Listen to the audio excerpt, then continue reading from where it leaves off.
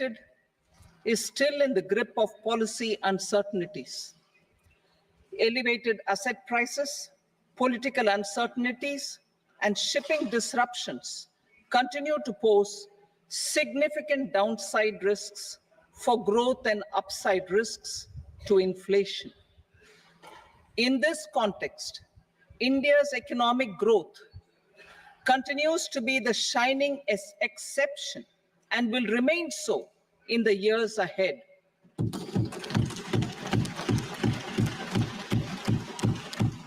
India's inflation continues to be low, stable, and moving towards the 4% target.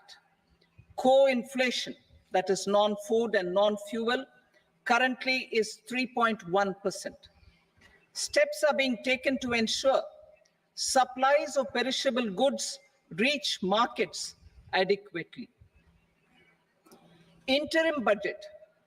As mentioned in the interim budget, we need to focus on 4 major castes, namely the Garib, Mahilaye, Yuva, and Annadata, the poor, women, youth, and the farmer. For Annadata, we announced higher minimum support prices a month ago for all major crops, delivering on the promise of at least a 50% margin over costs.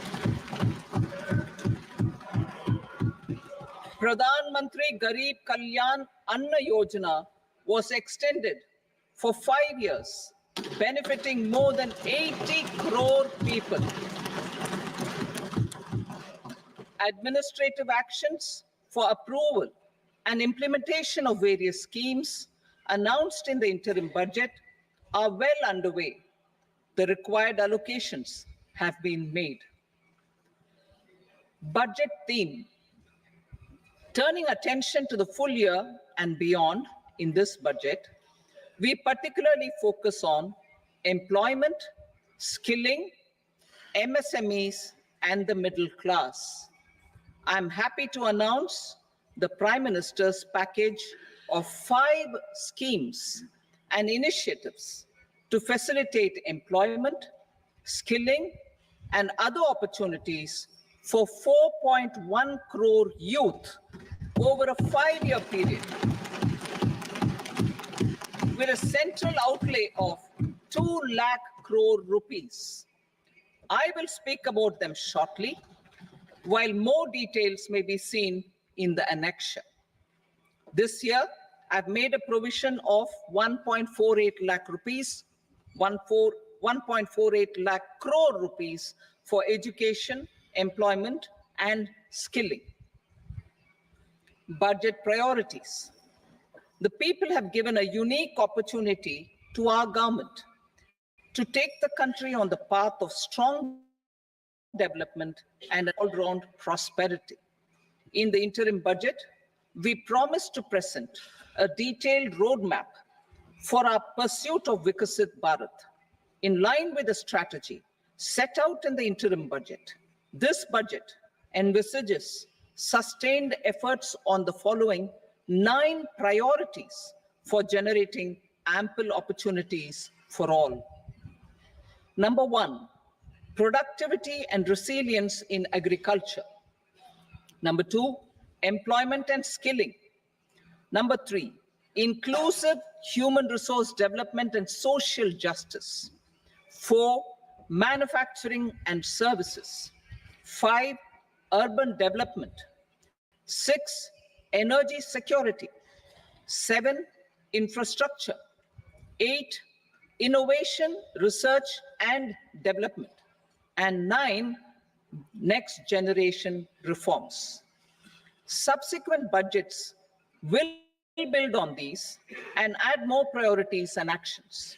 A more detailed formulation will be carried out as part of the economic policy framework, about which I will speak later in this speech. This budget details some of the specific actions to be initiated in the current year towards fulfillment of these priorities, with potential for transformative changes. The budget also covers some of the previously made announcements with intent to strengthen them and step up their implementation for expediting our journey towards the goal of Vikasit Bharat. Priority 1, productivity and resilience in agriculture. Transforming agricultural research. Our government will undertake a comprehensive review of the agricultural research setup to bring the focus on raising productivity and developing climate resilient varieties. Funding will be provided in challenge mode, including to the private sector. Domain experts, both from the government and outside, will oversee the conduct of such research. Release of new varieties. New 109 high-yielding and climate-resilient varieties of 32 field and horticultural crops will be released for cultivation by farmers. Natural farming. In the next 2 years, 1 crore farmers across the country will be initiated into natural farming, supported by certification and branding. Implementation will be through scientific institutions and willing gram panchayats. 10,000 need-based bio-input resource centers will be established. Missions for pulses and oilseeds. For achieving self-sufficiency in pulses and oilseeds, we will strengthen their production, storage, and marketing. As announced in the interim budget, a strategy is being put in place to achieve Atmanirbharta for oilseeds such as mustard, groundnut, sesame, soybean, and sunflower. Vegetable production and supply chains. Large-scale clusters for vegetable production will be developed closer to major consumption centers. We will promote farmer-producer organizations, cooperatives, and startups for vegetable supply chains, including for collection and storage and marketing. Digital public infrastructure for agriculture.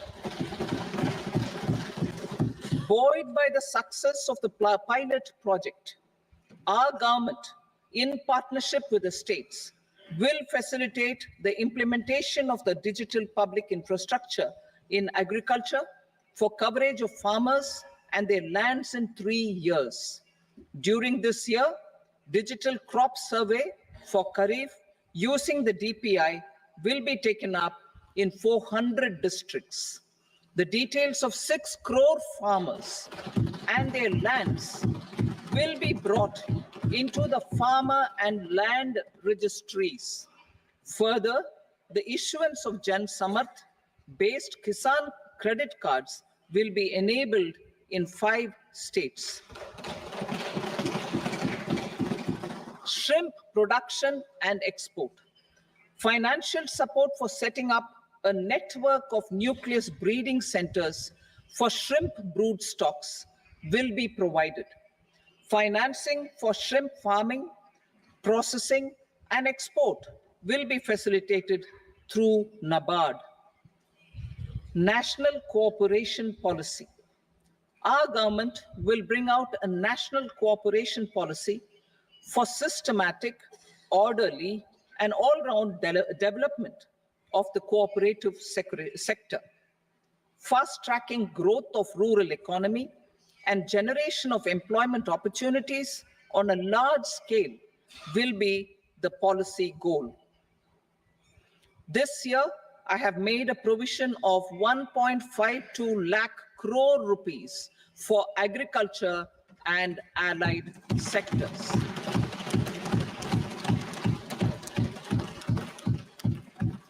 Priority 2, employment and skilling. Employment linked incentive. Our government will implement following 3 schemes for employment linked incentive as part of the Prime Minister's package. These will be based on enrollment in the EPFO, and focus on recognition of first-time employees and support to employees and employers. Scheme A, first-timers. This scheme will provide 1 month wage to all persons newly entering the workforce in all formal sectors.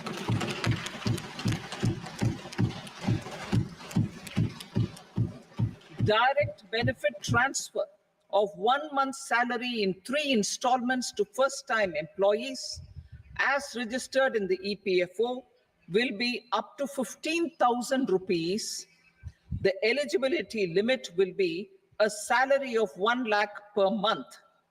The scheme is expected to benefit 210 lakh youths.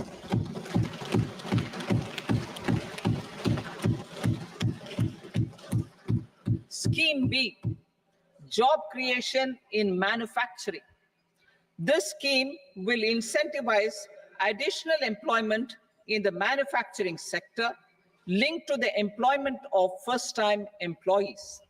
An incentive will be provided at specified scale directly both to the employee and the employer with respect to the EPFO contribution in the first 4 years of employment. The scheme is expected to benefit 30 lakh youth entering employment and their employers.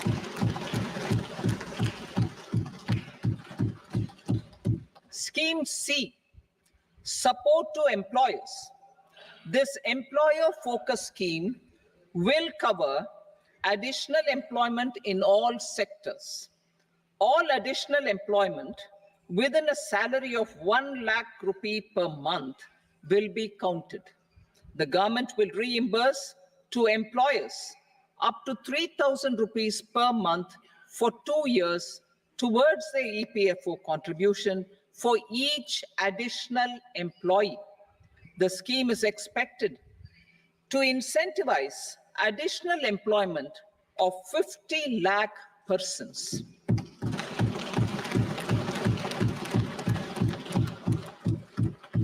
Participation of women in the workforce. We will facilitate higher participation of women in the workforce through setting up of working women hostels in collaboration with industry and establishing creches. In addition, the partnership will seek to organize women-specific skilling programs and promotion of market access for women SHG enterprises. Skilling program. I'm happy to announce a new centrally sponsored scheme as the 4th scheme under the Prime Minister's package for skilling in collaboration with state governments and industry. 20 lakh youth will be skilled over a 5-year period.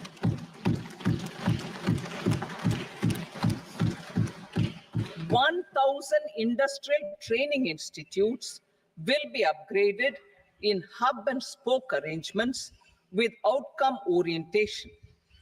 Course content and design will be aligned to the skill needs of industry, and new courses will be introduced for emerging needs. Skilling loans. The model skill loan scheme will be revised to facilitate loans up to 7.5 lakh rupees with a guarantee from a government-promoted fund. This measure is expected to help 25,000 students every year.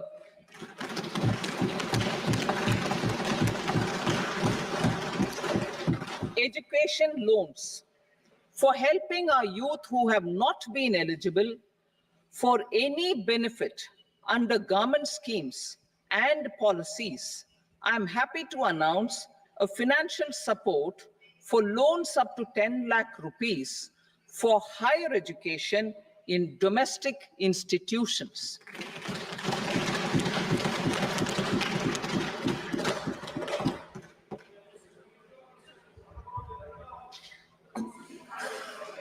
E-vouchers for this purpose E-vouchers for this purpose will be given directly to 1 lakh students every year for annual interest subvention of 3% of the loan amount.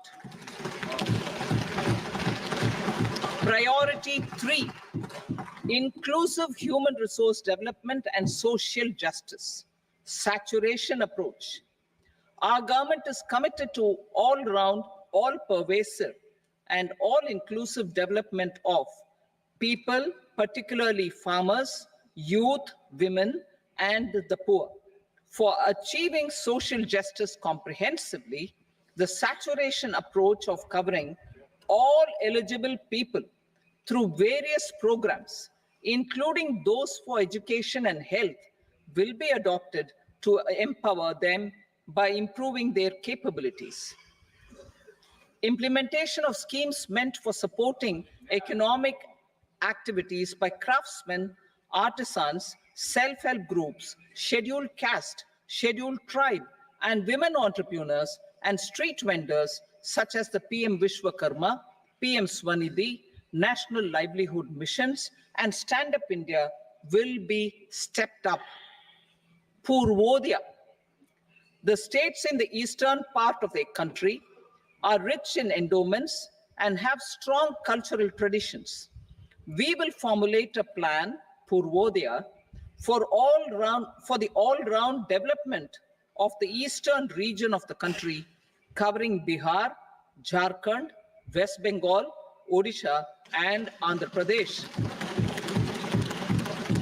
This will cover human resource development, infrastructure, and generation of economic opportunities to make the region an engine to attain Vikasit Bharat. On the Amritsar-Kolkata Industrial Corridor, we will support development of an industrial node at Gaya. This corridor will catalyze industrial development of the eastern region. The industrial node at Gaya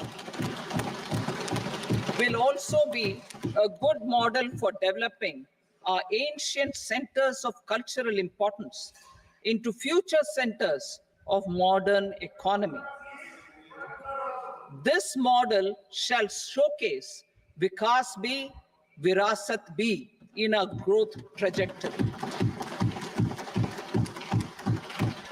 We will also support development of road connectivity projects, namely 1.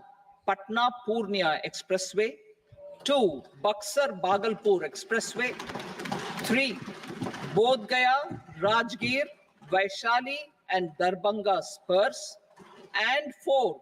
Additional 2-lane bridge over River Ganga at Buxar at a total cost of 26,000 crore rupees.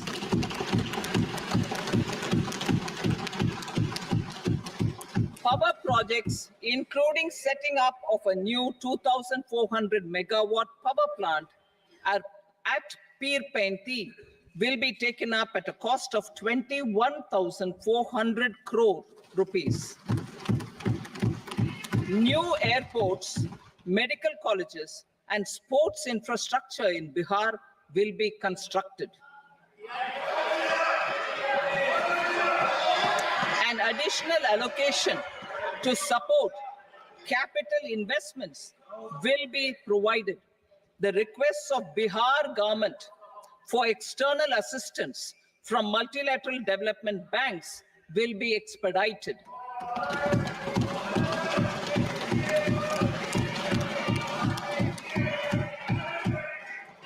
Andhra Pradesh Reorganization Act. Our government has made concerted efforts to fulfill the commitments in Andhra Pradesh Reorganization Act. Recognizing the state's need for the capital, recognizing the state's need for a capital, we will facilitate special financial support through multilateral development agencies. In the current financial year, 15,000 crore rupees will be arranged with additional amounts in future years.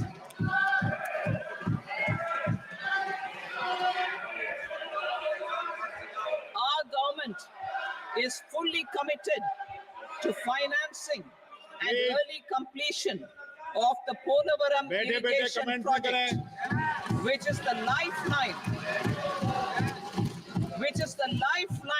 for Andhra Pradesh and its farmers.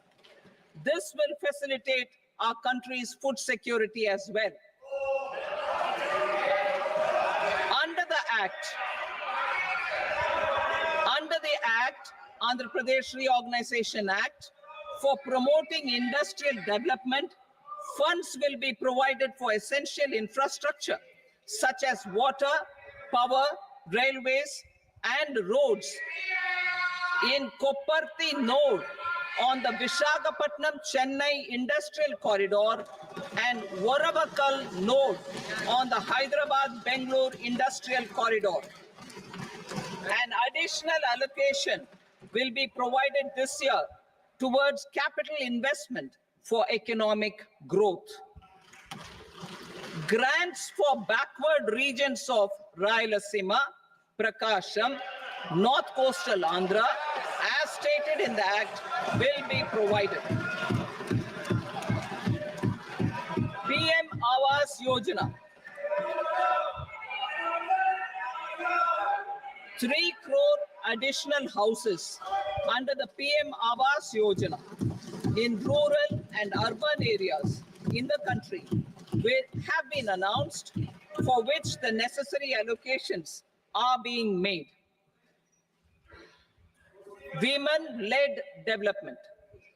For promoting women-led development, the budget carries an allocation of more than 3 lakh crore for schemes benefiting women and girls. This signals our government's commitment for enhancing women's role in economic development. Pradhan Mantri Janjatiya Unnat Gram Abhiyan. For improving the socio-economic condition of tribal communities, we will launch the Pradhan Mantri Janjatiya Unnat Gram Abhiyan by adopting saturation coverage for tribal families in tribal majority villages and aspirational districts.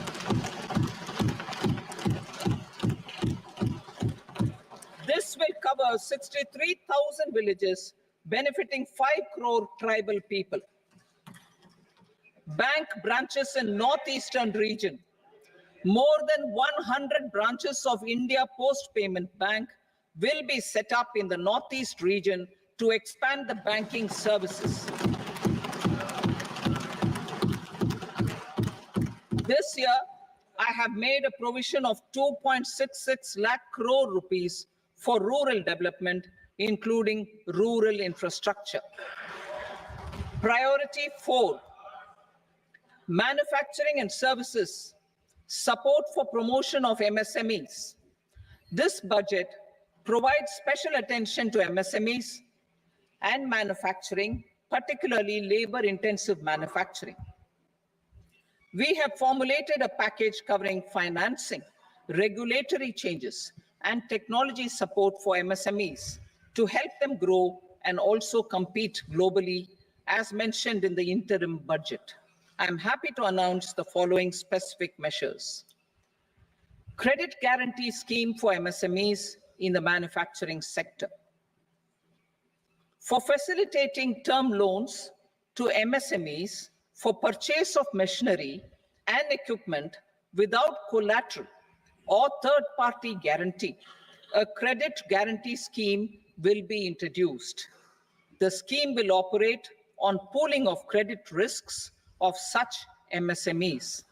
A separately constituted self-financing guarantee fund will provide to each applicant guarantee cover up to 100 crore rupees, while the loan amount may be larger.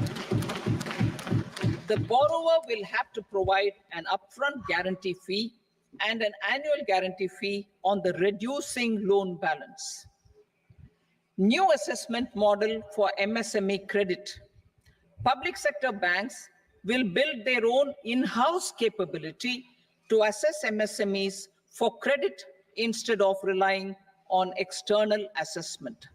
They will also take a lead in developing or getting developed a new credit assessment model based on the scoring of digital footprints of the MSMEs in the economy. This is expected to be a significant improvement over the traditional assessment of credit eligibility based only on asset or turnover criteria. That will also cover MSMEs without a formal accounting system. Credit support to MSMEs during stress period. I'm happy to announce a new mechanism for facilitating continuation of bank credit to MSMEs during their stress period while being in special mention account, SMA stage, for reasons beyond their control. MSMEs need credit to continue their business and to avoid getting into the NPA stage. Credit availability will be supported through a guarantee from a government-promoted fund. Mudra loans. The limit of Mudra loans will be enhanced to 20 lakh from the current 10 lakh for those entrepreneurs who have availed and successfully repaid previous loans under the Tarun category. Enhanced scope for mandatory onboarding in TREDS. For facilitating MSMEs to unlock their working capital by converting their trade receivables into cash, I propose to reduce the turnover threshold of buyers for mandatory onboarding on the TREDS platform from rupees 500 crore to 250 crore rupees. This measure will bring 22 more CPSCs and 7,000 more companies onto the platform. Medium enterprises will also be included in the scope of the suppliers. SIDBI branches in MSME clusters. SIDBI will open new branches to expand its reach to serve all major MSME clusters within 3 years and provide direct credit to them. With the opening of 24 such branches this year, the service coverage will expand to 168 out of 242 major clusters. MSME units for food irradiation, quality and safety testing. Financial support for setting up of 50 multi-product food irradiation units in the MSME sector will be provided. Setting up of 100 food quality and safety testing labs with NABL accreditation will be facilitated. E-commerce export hubs to enable MSMEs and traditional artisans to sell their products in international markets. E-commerce export hubs will be set up in public-private partnership mode. These hubs, under a seamless regulatory and logistic framework, will facilitate trade and export-related services under one roof.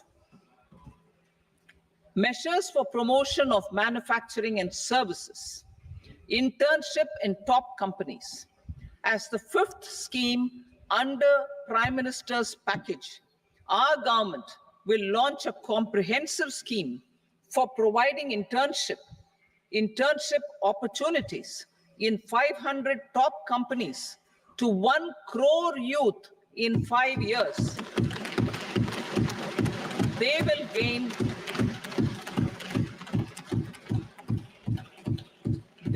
gain exposure for 12 months to real-life business environment, varied professions, and employment opportunities. An internship allowance of 5,000 per month, 5,000 rupees per month, along with a one-time assistance of 6,000 rupees will be provided. Companies will be expected to bear the training cost and 10% of their internship cost from their CSR funds. Industrial parks. Our government will facilitate development of investment-ready, plug-and-play industrial parks with complete infrastructure in or near 100 cities in partnership with the states and private sector by better using town planning schemes. 12 industrial parks under the National Industrial Corridor Development Program also will be sanctioned.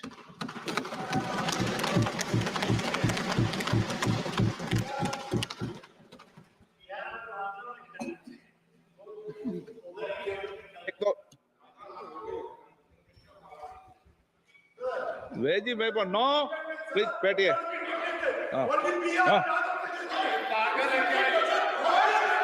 Rental housing. Rental housing with dormitory type accommodation for industrial workers will be, just 1 minute. Rental housing, I repeat, rental housing with dormitory type accommodation for industrial workers will be facilitated in PPP mode with VGF support and commitment from anchor industries. Shipping industry, ownership, leasing, and flagging reforms will be implemented to improve the share of Indian shipping industry and generate more employment. Critical mineral mission. We will set up a critical mineral mission for domestic production, recycling of critical minerals, and overseas acquisition of critical mineral assets. Its mandate will include technology development, skilled workforce, extended producer responsibility framework, and a suitable financing mechanism. Offshore mining of minerals. Our government will launch the auction of the first tranche of offshore blocks for mining, building on the exploration already carried out. Digital public infrastructure applications. Turning to the services sector, I propose development of DPI applications at population scale for productivity gains, business opportunities, and innovation by the private sector. These are planned in the areas of credit, e-commerce, education, health, law and justice, logistics, MSME service delivery, and urban governance. Integrated technology platform for IBC ecosystem. An integrated technology platform will be set up for improving the outcomes under the Insolvency Bankruptcy Code for achieving consistency, transparency, timely processing, and better oversight for all stakeholders. Voluntary closure of LLPs. The services of the Center for Processing Accelerated Corporate Exit, CPACE, will be extended for voluntary closure of LLPs to reduce the closure times. National Company Law Tribunals. The IBC has resolved more than 1,000 companies, resulting in direct recovery of 3.3 lakh crore to creditors. 3.3 lakh crore rupees to creditors. In addition, 28,000 cases involving over 10 lakh crore rupees have been disposed of even prior to admission. Appropriate changes to the IBC, reforms and strengthening of the tribunal and appellate tribunals will be initiated to speed up insolvency resolution. Additional tribunals will be established. Out of those, some will be notified to decide cases exclusively under the Companies Act. Debt recovery. Steps for reforming and strengthening debt recovery tribunals will be taken. Additional tribunals will be established to speed up recovery. Priority 5, urban development. Cities as growth hubs. Working with states, our government will facilitate development of cities as growth hubs. This will be achieved through economic and transit planning and orderly development of peri-urban areas utilizing town planning schemes. Creative redevelopment of cities. For creative brownfield redevelopment of existing cities with a transformative impact, our government will formulate a framework for enabling policies, market-based mechanisms, and regulation. Transit-oriented development. Transit-oriented development plans for 14 large cities with a population above 30 lakh will be formulated, along with an implementation and financing strategy. Urban housing. Under the PM Awas Yojana, Urban 2.0, housing needs of 1 crore urban poor and middle-class families will be addressed with an investment of 10 lakh crore rupees. This will include the central assistance of 2.2 lakh crore rupees in the next 5 years. A provision of interest subsidy to facilitate loans at affordable rates is also envisaged.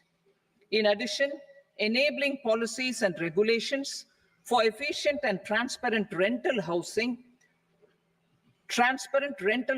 markets with enhanced availability will also be put in place. Water supply and sanitation. In partnership with state governments and multilateral development banks, we will promote water supply, sewage treatments, and solid waste management projects and services for 100 large cities through bankable projects. These projects will also envisage use of treated water for irrigation and filling up of tanks in nearby areas. Street markets. Building on the success of PM Swanidhi scheme in transforming the lives of street vendors, our government envisions a scheme to support each year over the next 5 years the development of 100 weekly hearts or street food hubs in select cities. Stamp duty.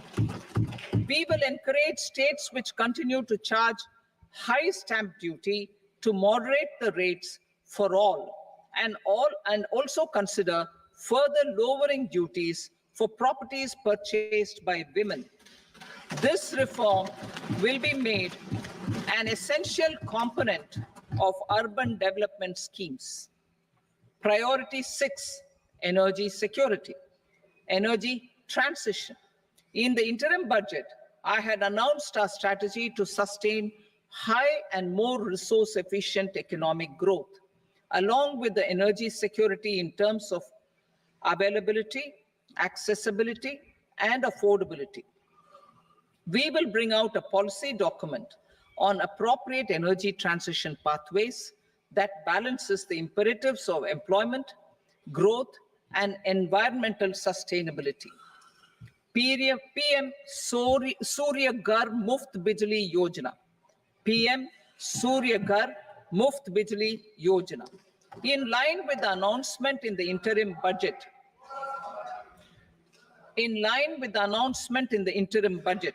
PM Surya Ghar Muft Bijli Yojana has been launched to install rooftop solar plants to enable 1 crore households obtain free electricity up to 300 units every month. The scheme has generated remarkable response with more than 1.28 crore registrations and 14 lakh applications, and we will further encourage it. Pumped storage policy.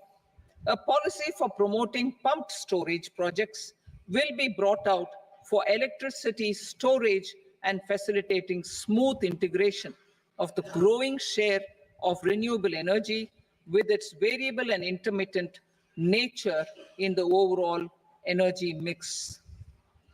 research and development of small and modular nuclear reactors. Nuclear energy is expected to form a very significant part of the energy mix for Vikasit Bharat. Towards that pursuit, our government will partner with the private sector for 1. Setting up Bharat Small Reactors, 2. Research and development of Bharat Small Modular Reactor, and 3. Research and development of newer technologies for nuclear energy. The R&D funding announced in the interim budget will be made available for this sector also.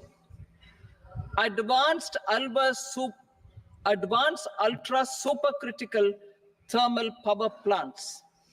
The development of indigenous technology for advanced ultra supercritical thermal power plants with much higher efficiency has been completed.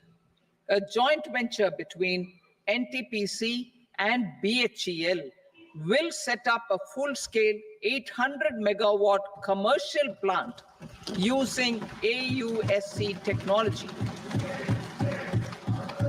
The government will provide the required fiscal support. Moving forward, development of indigenous capacity for the production of high-grade steel and other advanced metallurgy materials for these plants will result in strong spin-off benefits for the economy. Roadmap for hard-to-abate industries. A roadmap for moving the hard-to-abate industries from energy efficiency targets to emission targets will be formulated.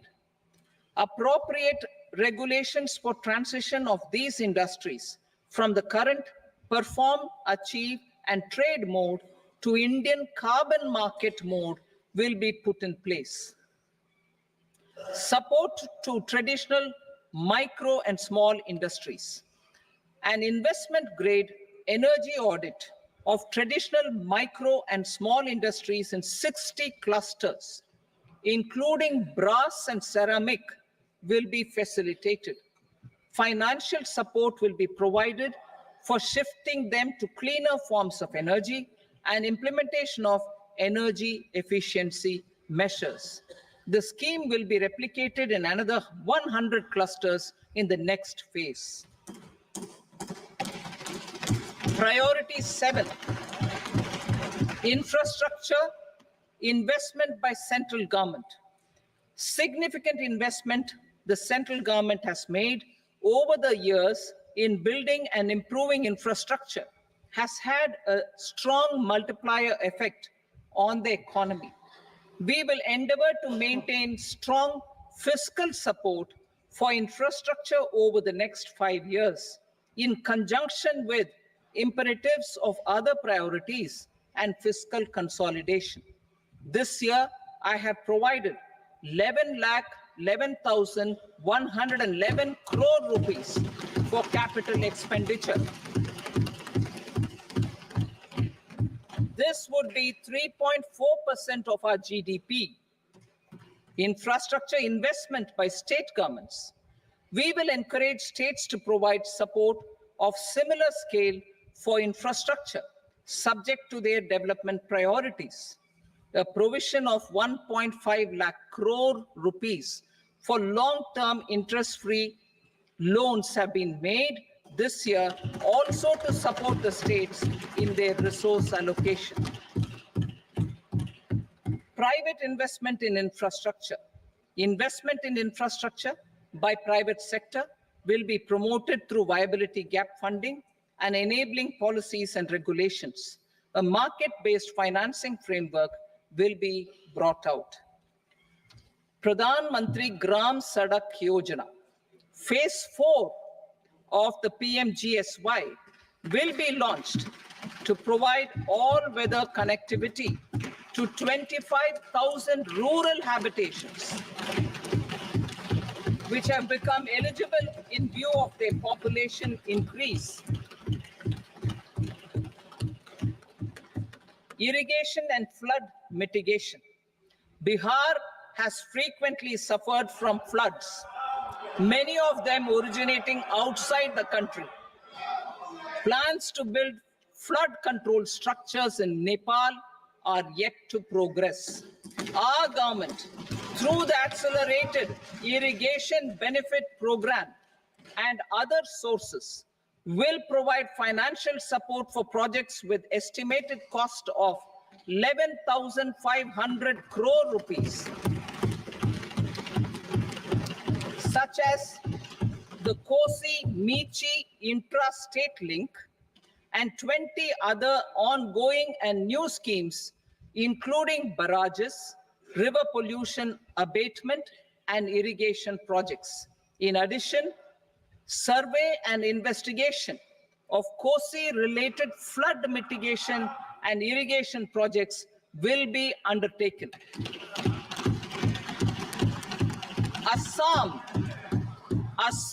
grapples with floods every year by the Brahmaputra River and its tributaries originating outside India. We will provide assistance to Assam for flood management and related projects.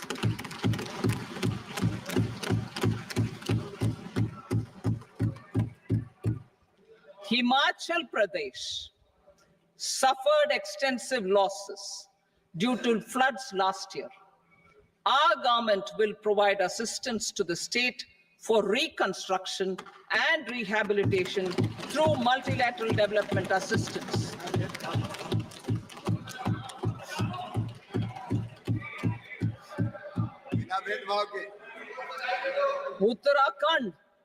Uttarakhand too suffered losses due to cloudbursts and massive landslides.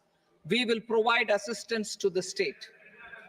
Recently, Sikkim witnessed devastating flash floods and landslides that wreaked havoc across the state. Our government will provide assistance to the state. Tourism has always been a part of our civilization. Our efforts in positioning India as a global tourist destination will also create jobs, stimulate investments, and unlock economic opportunities for other sectors. In addition to the measures outlined in the interim budget, I propose the following measures. Vishnupad Temple at Gaya and Mahabodhi Temple at Bodh Gaya in Bihar are of immense spiritual significance. Comprehensive development of Vishnupad Temple corridor and Mahabodhi Temple corridor will be supported, modeled on the successful Kashi Vishwanath Temple corridor to transform them into world-class pilgrim and tourist destinations. Rajgir holds immense religious significance for Hindus, Buddhists, and Jains. The 20th Tirthankara Muniswarata temple in the Jain temple complex is ancient. The Saptarishi, or the 7 hot springs, form a warm water Brahmkund that is sacred. A comprehensive development initiative for Rajgir will be undertaken. Our government will support the development of Nalanda as a tourist center, besides reviving Nalanda University to its glorious stature. Odisha's scenic beauty, temples, monuments, craftsmanship, wildlife sanctuaries, natural landscapes, and pristine beaches make it an ultimate tourism destination. Our government will provide assistance for their development to Odisha as well. Priority 8, innovation, research, and development. We will operationalize the Anusandhan National Research Fund for basic research and prototype development. Further, we will set up a mechanism for spurring private sector-driven research and innovation at commercial scale, with a financing pool of 1 lakh crore rupees in line with the announcement in the interim budget. Space economy, with our continued emphasis on expanding the space economy by 5 times in the next 10 years, a venture capital fund of 1,000 crore rupees will be set up. Priority 9, next generation reforms. Economic policy framework. We will formulate an economic policy framework to delineate the overarching approach to economic development and set the scope of the next generation of reforms for facilitating employment opportunities and sustaining high growth. Our government will initiate and incentivize reforms for 1, improving productivity of factors of production, and 2, facilitating markets and sectors to become more efficient. These reforms will cover all factors of production, namely land, labor, capital, and entrepreneurship, and technology as an enabler of improving total factor productivity and bridging inequality. Effective implementation of several of these reforms requires collaboration between the center and the states, and building consensus as development of the country lies in development of the states. For promoting competitive federalism and incentivizing states for faster implementation of reforms, I propose to earmark a significant part of the 50-year interest-free loan. Working with the states, we will initiate the following reforms.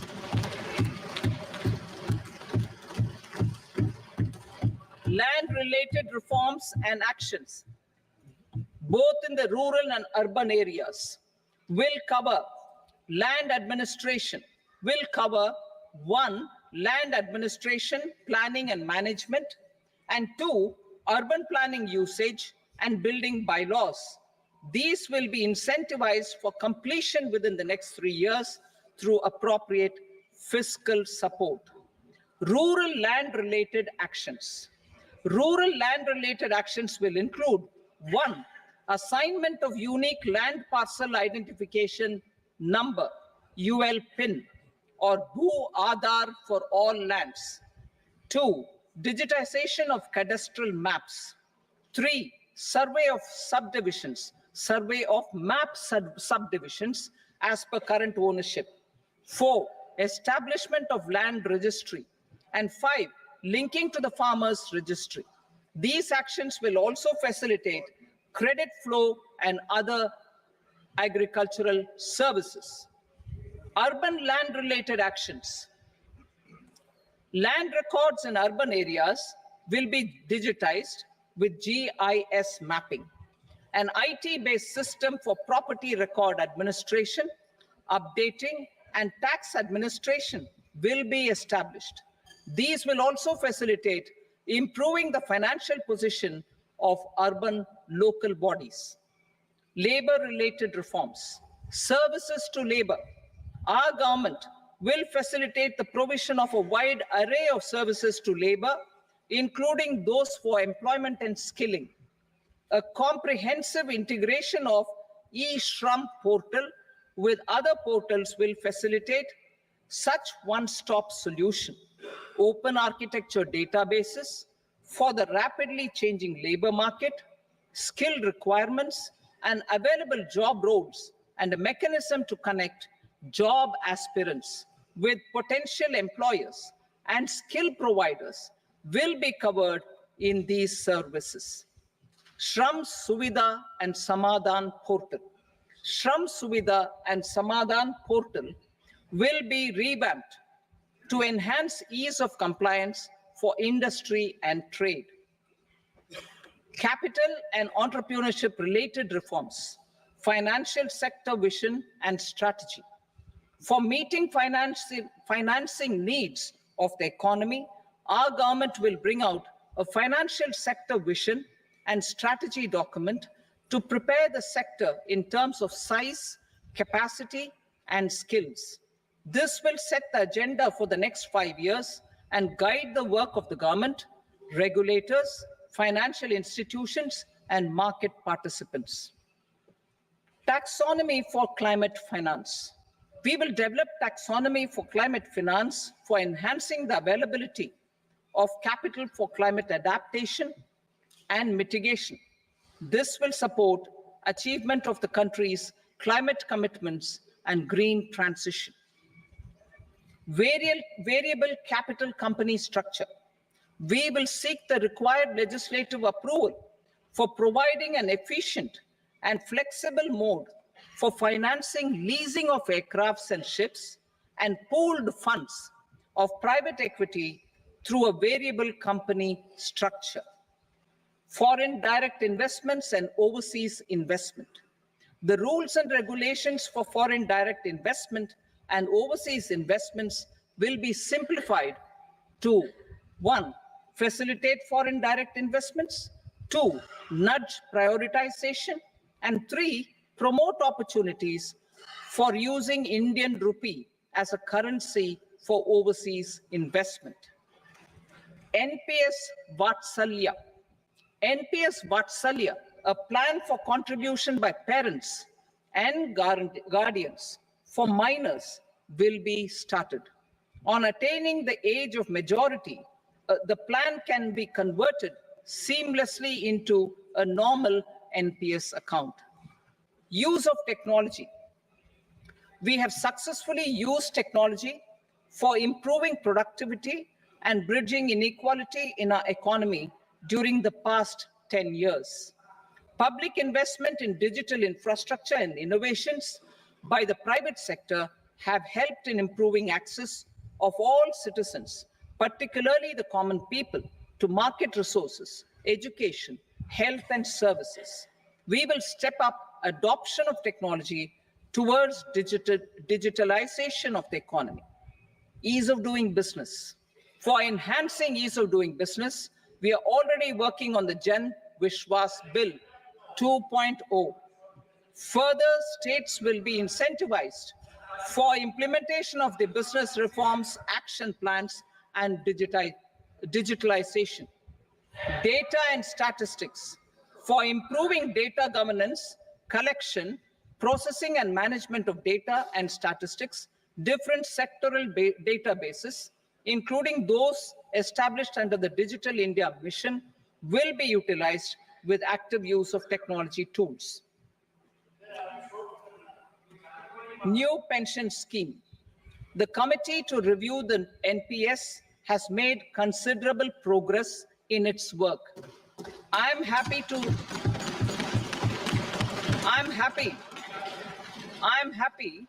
that the staff side of the National Council of the Joint Consultative Machinery for Central Government Employees has taken a constructive approach.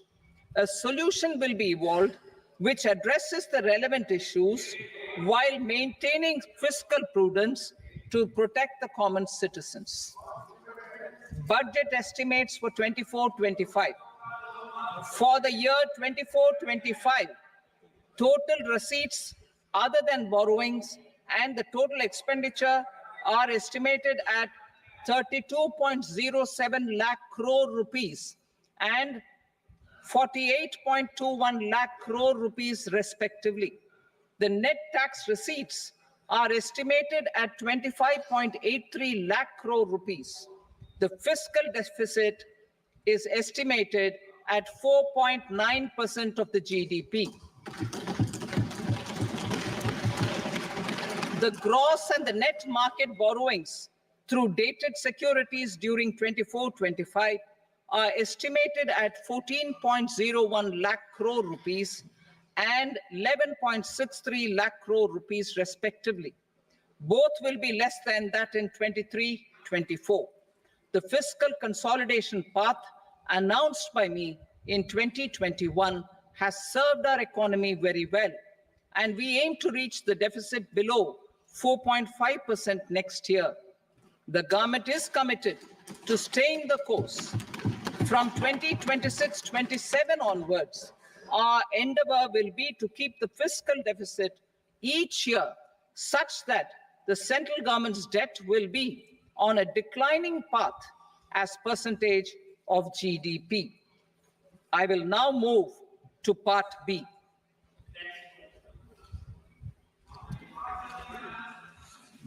Indirect taxes. Sir, I start with GST. It has decreased tax incidence on the common man, reduced compliance burden and logistics cost for trade and industry, and enhanced revenues of the central and the state governments. It is a success of vast proportions.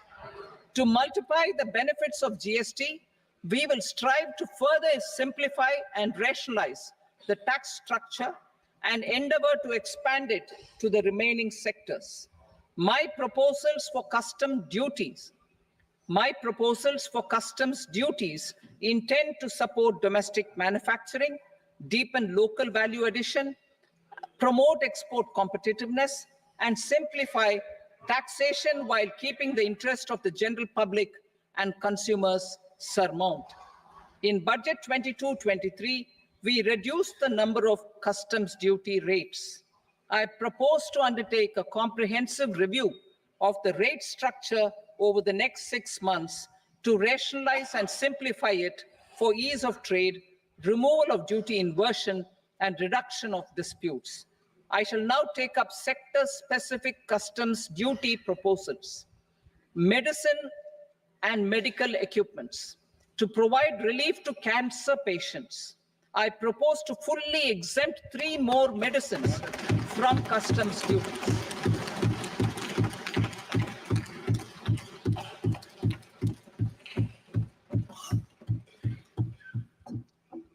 I also propose changes in the BCD on X-ray tubes and flat panel detectors for use in medical X-ray machines under the phased manufacturing program so as to synchronize them with the domestic capacity addition.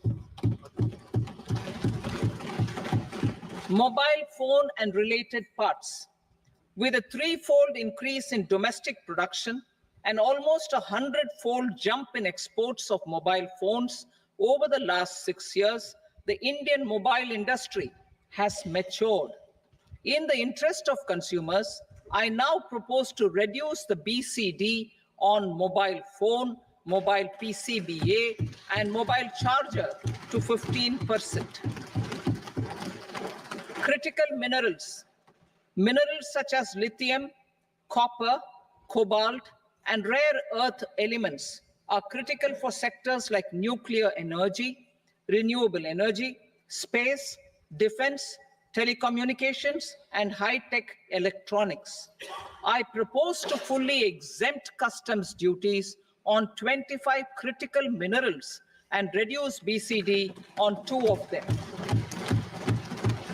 This will provide a major fillip to the processing and refining of such minerals and help secure their availability for these strategic and important sectors. Solar energy. Energy transition is critical in the fight against climate change. To support energy transition, I propose to expand the list of exempted capital goods for use in the manufacture of solar cells and panels in the country. Further, in view of sufficient domestic manufacturing capacity of solar gas, glass, and tinned copper interconnect, I propose not to extend the exemption of custom duties provided to them. Marine products. India's seafood exports in the last financial year touched an all-time high of more than 60,000 crores of rupees. Frozen shrimp accounted for about 2/3 of these exports. To enhance their competitiveness, I propose to reduce BCD on certain broodstock, polychaete worms, shrimp, and fish feed to 5%. I also propose to exempt customs duty on various inputs for manufacture of shrimp and fish feed. Leather and textile. Similarly, to enhance the competitiveness of exports in the leather and textile sectors, I propose to reduce BCD on real down-filling material from duck or goose. I am also making additions to the list of exempted goods for manufacture of leather and textile garments, footwear, and other leather articles for export. To rectify inversion in duty, I propose to reduce BCD subject to conditions on methylene diphenyl diisocyanate, MDI, for manufacture of spandex yarn from 7.5 to 5%. Furthermore, the export duty structure on raw hides, skin, and leather is proposed to be simplified and rationalized. Precious metals. To enhance domestic value addition in gold and precious metal jewelry in the country, I propose to reduce customs duties on gold and silver to 6% and that of platinum to 6.4%. Other metals, steel and copper are important raw materials. To reduce their cost of production, I propose to remove the BCD on ferronickel and blister copper. I am also continuing with nil BCD on ferrous scrap and nickel cathode and concessional BCD of 2.5% on copper scrap. Electronics. To increase value addition in the domestic electronics industry, I propose to remove the BCD subject to conditions on oxygen-free copper for manufacture of resistors. I also propose to exempt certain parts for manufacture of connectors. Chemicals and petrochemicals. To support existing and new capacities in the pipeline, I propose to increase the BCD on ammonium nitrate from 7.5% to 10%. Plastics. PVC flex banners are non-biodegradable and hazardous for environment and health. To curb their imports, I propose to raise the BCD on them from 10 to 25%. Telecommunication equipment. To incentivize domestic manufacturing, I propose to increase the BCD from 10 to 15% on PCBA of specified telecom equipment. Trade facilitation. To promote domestic aviation and boat and ship MRO, I propose to extend the period for export of goods imported for repairs from 6 months to 1 year. I'll read that again. To promote domestic aviation and boat and ship maintenance, repair, and operations, I propose to extend the period for export of goods imported for repairs from 6 months to 1 year. In the same vein, I propose to extend the time limit for re-import of goods for repairs under warranty from 3 to 5 years. I now move to direct taxes. We will continue our efforts to simplify taxes, improve taxpayer services, provide tax certainty, and reduce litigation while enhancing revenues for funding the development and welfare schemes of the government. It has been our endeavor to simplify taxation. We have taken a number of measures in the last few years, including introduction of simplified tax regimes without exemptions and deductions for corporate tax and for personal income tax. This has been appreciated by taxpayers. 58% of corporate tax came from the simplified tax regime in the financial year 22-23. Similarly, as per data available till now, for the last fiscal, more than 2/3 have availed the new personal income tax regime. Comprehensive review of the Income Tax Act. I am now announcing a comprehensive review of the Income Tax Act 1961.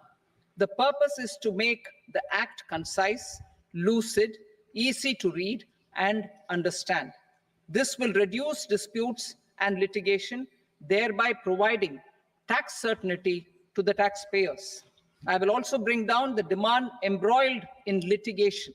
It is proposed to be completed in 6 months. A beginning is being made in the finance bill by simplifying the tax regime for charities, tedious rate structures, provisions of reassessment and such provisions, and capital gains taxation. Simplification for charities and tedious. Two tax exemption regimes. The two tax exemption regimes for charities are proposed to be merged into one. The 5% tedious rate on many payments is being merged into the 2% tedious rate, and the 20% tedious rate on repurchase of units by mutual funds or UTI is being withdrawn.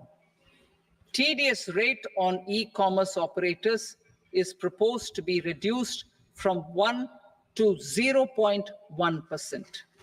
Moreover, credit of TCS is proposed to be given in the TDS to be deducted on salary. Further, I propose to decriminalize delay for payment of TDS up to the due date of filing statement for the same. I also plan to provide a standard operating procedure for TDS defaults and simplify and rationalize the compounding guidelines for such defaults. Simplification of reassessment. I propose to thoroughly simplify the provisions for reopening and reassessment. An assessment hereinafter can be reopened beyond 3 years from the end of the assessment year only if the escaped income is 50 lakh rupees or more, up to a maximum period of 5 years from the end of the assessment year.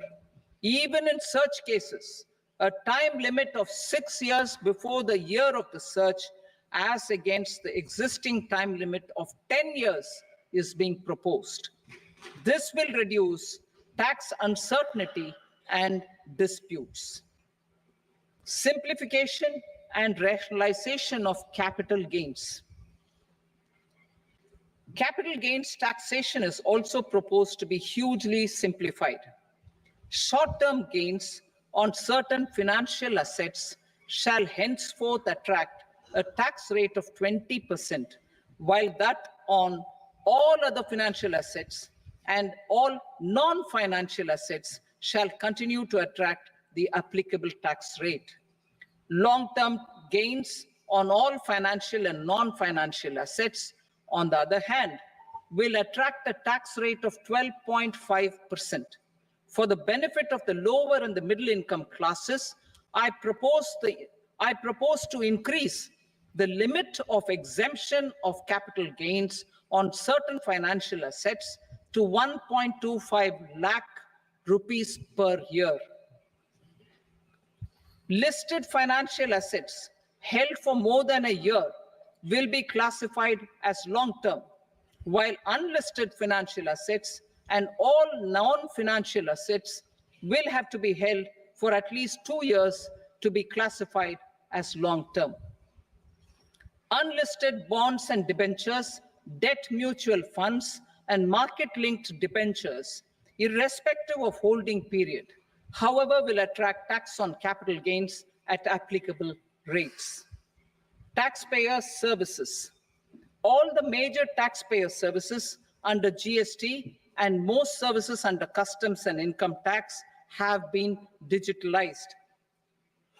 All remaining services of customs and income tax, including rectification and order giving effect to appellate orders, shall be digitalized and made paperless over the next 2 years. Litigation and appeals. While our concerted efforts to reduce pendency of appeals at various appellate fora are beginning to show good results, it will continue to engage our highest attention.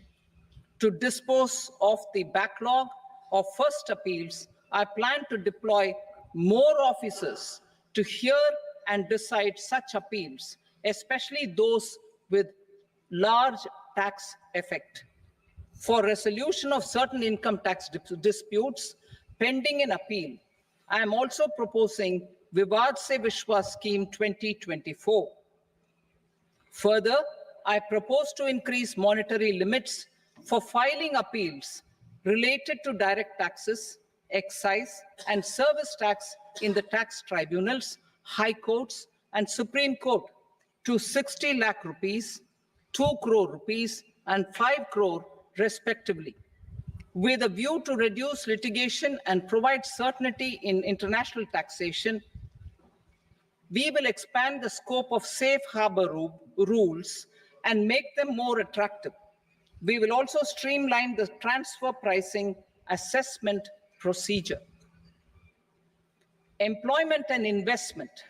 I have a few proposals to promote investment and foster employment. First of all, to bolster the Indian startup ecosystem, boost the entrepreneurial spirit, and to support innovation, I propose to abolish the so-called angel tax for all classes of investors. Second, there is tremendous potential for cruise tourism in India. To give a fillip to this employment-generating industry, I am proposing a simpler tax regime for foreign shipping companies operating domestic cruises in the country. Third, India is a world leader in the diamond cutting and polishing industry, which employs a large number of skilled workers. To further promote the development of this sector, we would provide for safe harbor rates for foreign mining companies selling raw diamonds in the country. Fourth, to attract foreign capital for our development needs, I propose to reduce the corporate tax rate on foreign companies from 40 to 35%. Deepening the tax base. I have a couple of proposals for deepening the tax base. First, security transaction tax on futures and options of securities is proposed to be increased to 0.02% and 0.1% respectively. Second, for reasons of equity, I propose to tax income received on buyback of shares in the hands of recipients. Other proposals. To improve social security benefits, deduction of expenditure by employers towards NPS is proposed to be increased from 10 to 14% of the employee's salary. Similarly, deduction of this expenditure up to 14% of salary from the income of employees in private sector, public sector banks, and undertakings opting for the new tax regime is proposed to be provided. Indian professionals working in multinationals get ESOPs and invest in social security schemes and other movable assets abroad. Non-reporting of such small foreign assets has penal consequences under the Black Money Act. Such non-reporting of movable assets up to 20 lakh rupees is proposed to be depenalized. Other major proposals in the finance bill relate to withdrawal of equalization levy of 2%, expansion of tax benefits to certain funds and entities in IFSCs, and immunity from penalty and prosecution to Benamidar on full and true disclosure so as to improve conviction under the Benami Transaction Prohibition Act 1988. Personal income tax. Coming to personal income tax rates, I have two announcements to make for those opting for the new tax regime. First, the standard deduction for salaried employees is proposed to be increased from 50,000 to 75,000 rupees.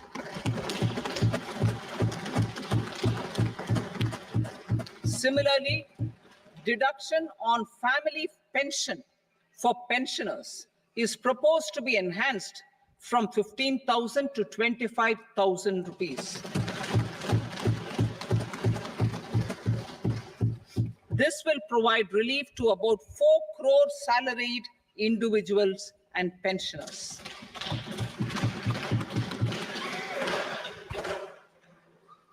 Second, in the new tax regime, the tax rate structure is proposed to be revised as follows. 0 to 3 lakh rupees, nil.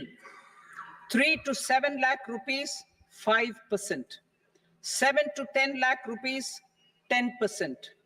10 to 12 lakh rupees, 15%. 12 to 15 lakh rupees, 20%. And above 15 lakh rupees, 30%. As a result of these changes, a salaried employee in the new tax regime stands to save up to 17,500 rupees in income tax.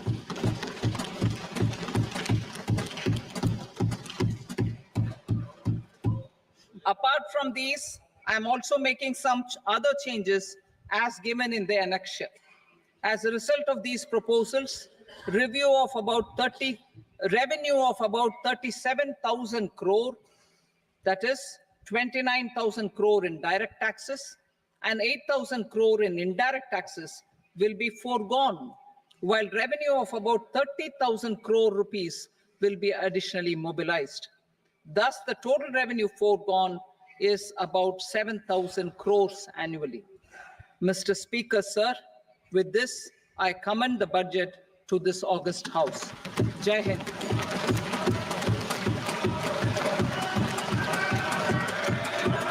Item number 2.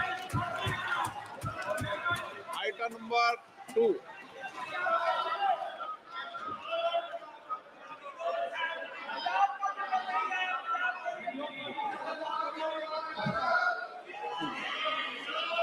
Sir, with your permission, I rise to lay on the table the following statements under Section 3 of the Fiscal Responsibility and Budget Management, FRBM Act 2003, medium-term fiscal policy cum fiscal policy strategy statement and macroeconomic framework statement. Item number 3. Sir, with your permission, I rise to move for leave to introduce the Finance Number 2 Bill 2024. प्रश्न ये कि विधेयक को पुनर्स्थापित करने की अनुमति प्रदान की जाए। जो सदस्य इसके पक्ष में हाँ कहें, जो सदस्य विरोध में ना कहें। मेरे विचार में निर्णय हाँ वालों के पक्ष में अनुमति प्रदान की जाती है। माननीय मंत्री जी, अब विधेयक पुनर्स्थापित करें। Sir, I introduce the bill. Item number 4. The Union Territory of Jammu and Kashmir budget. Sir, I rise to present a statement, Hindi and English versions, of the estimated receipts and expenditure of the Union Territory of Jammu Kashmir for the year 24-25. सभा की कार्रवाई कल बुधवार दिनांक 24 जुलाई 2024 को प्राप्त 11 बजे तक के लिए स्थगित की जाती है।